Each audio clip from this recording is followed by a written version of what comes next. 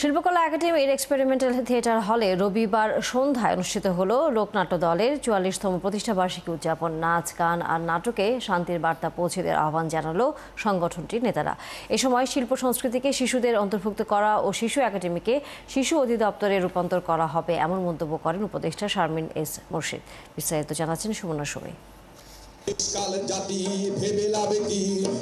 বাংলাদেশের প্রাচীন সংগঠন লোকনাট্য দল পা দিল ৪৫ বছরে। এ উপলক্ষে সংগঠনটি আয়োজন করেছে ৩ দিনব্যাপী নানা অনুষ্ঠানের। গান আর নাচে বিশ্বব্যাপী শান্তির পায়রা উড়ানোর আহ্বান জানিয়ে আয়োজনের দ্বিতীয় দিনের অনুষ্ঠান শুরু হয়। নিভৃতচারী শিল্পী ও সংস্কৃতি অনুরাগী এবং দীর্ঘদিন লোকনাট্য দলের উপদেষ্টা মহিরীমোহন চক্রবর্তীকে সম্মাননা প্রদান করে লোকনাট্য দল। আমাদের যে লোকনাট্য দলের যে সংগঠন, এই যে আমরা ৪৪ বছর ধরে কাজ করেছি, আমরা এই অনুষ্ঠানটি ৩ দিন ব্যাপী যে আয়োজনটি করেছি, গতকাল থেকে আমাদের এই আয়োজন শুরু হয়েছে।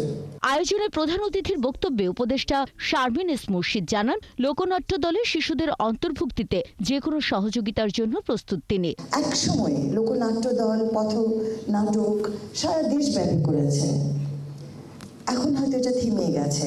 আমার মনে হয় আমাদের এইসব জায়গায় আবার একটু নজর দেওয়া দরকার। আমাদের বাচ্চাদেরকে কিভাবে আমরা সংস্কৃতিমনা করতে পারি, এবং যেভাবে তোমরা আগে কাজ করছিলে,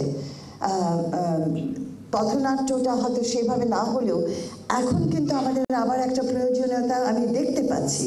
সেই জায়গাটাতে আমি তোমাদেরকে ভাবতে বলবো এবং তোমাদের ভাবনা আমাদের সাথে শেয়ার করো। আমার দরজা খোলা আছে।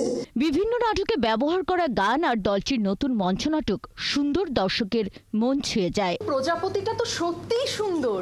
সুমনা সুমি, ৭১, ঢাকা।